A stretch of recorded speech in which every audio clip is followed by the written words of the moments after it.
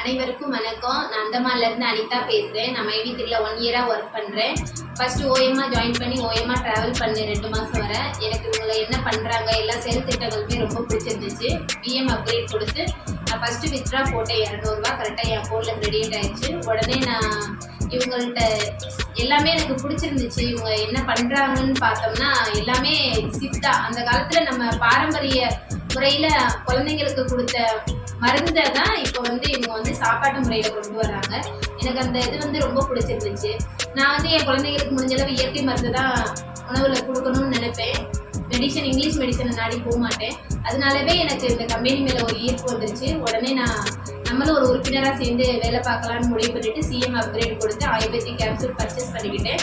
இப்போ நான் நல்லாவே எனக்கு கீழே டீம் டெவலப்மெண்ட் பண்ணி கொண்டு போகிறேன். எல்லாருமே புரிஞ்சுக்கிட்டு ஒர்க் பண்ணுறாங்க. எல்லாருமே நம்ம எந்த அளவுக்கு காசு பணம் சம்பாதிச்சாலும் சரி, நம்ம ஆரோக்கியம் தான் மெயின். நம்ம ஆரோக்கியமாக இருந்தால் தான் காசு பணம் இருந்தால் சந்தோஷமாக இருக்க முடியும்.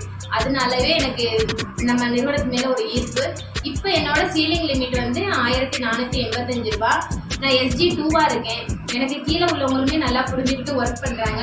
நான் இதில் உள்ள சித்தா ப்ராடக்ட் எல்லாமே வாங்கி யூஸ் பண்ணுறேன். எல்லாமே வேறு லெவல்னு தான் சொல்ல முடியும். எல்லா பொருளுமே நல்லா இருக்குது. அதனால எல்லாரும் வாங்கி யூஸ் பண்ணுங்க.